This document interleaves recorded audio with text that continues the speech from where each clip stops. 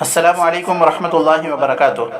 अजीज़ान गिरामी, वक्त बहुत कम बाकी है। सरकार वक्फ तरमीमी बिल लाकर रहेगी और ये बिल हमारी वक्फ अमलाक के लिए बहुत बड़ा ख़तरा बन सकता है।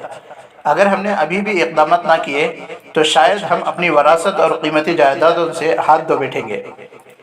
काब रशीदी साहब एक मारूफ वकील हैं। उन्होंने हमें एक बहुत अहम और हिकमत भरा मशवरा दिया है। उनका कहना है कि अब वक्त है कि हम संजीदा कदम उठाएं।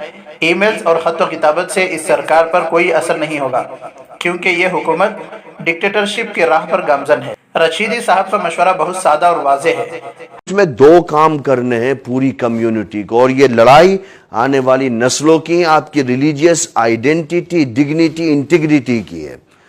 काम सिर्फ उन स्टेट में होना है बेसिकली, वैसे काम पूरे मुल्क में होना है, लेकिन बेसिकली उन स्टेट में काम होना है जहां पर वो पॉलिटिकल पार्टीज जीत करके आई हैं जिनकी बैसाखियों पर यह सरकार टिकी हुई है। आप क्यों नहीं पूछते नीतीश कुमार साहब से कि आपको तो मुसलमानों ने वोट किया है, आप अगर बिहार में 2005 से सत्ता में हो तो मुस्लिम वोट के बगैर आप सत्ता में नहीं रह सकते हो। क्यों नहीं आप चंद्रबाबू नायडू साहब को पूछते क्या मुसलमानों ने आपको वोट नहीं किया है?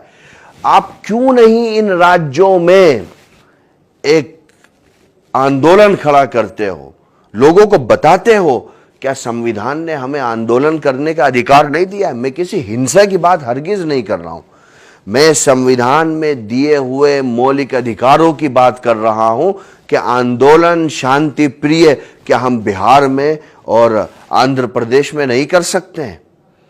अगर आप इन पॉलिटिकल पार्टीज के खिलाफ पब्लिक मीटिंगें नहीं करोगे और जन आंदोलन नहीं खड़ा करोगे तो साहब इस बिल को दुनिया की कोई ताकत रोक नहीं सकती।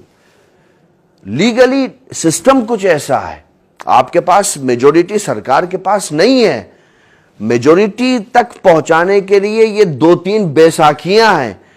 मैं इसीलिए कहता हूं कि आप जाइए, बात करिए, वहां के बिहार के मुसलमानों को कहता हूं, आंध्र के मुसलमानों को कहता हूं, आप बात करो जा करके, आप पकड़ो कि साहब हमारा वोट आपके साथ जुड़ा हुआ है, आप किस तरीके से संविधान की रूह को कुचल रहे हो। वरना ये पॉलिटिकल पार्टीज के प्रेसिडेंट कहें आकर के कि हाँ हम संविधान को नहीं मानते हैं और हम भारत के संविधान को पैरों तले रौंद रहे हैं।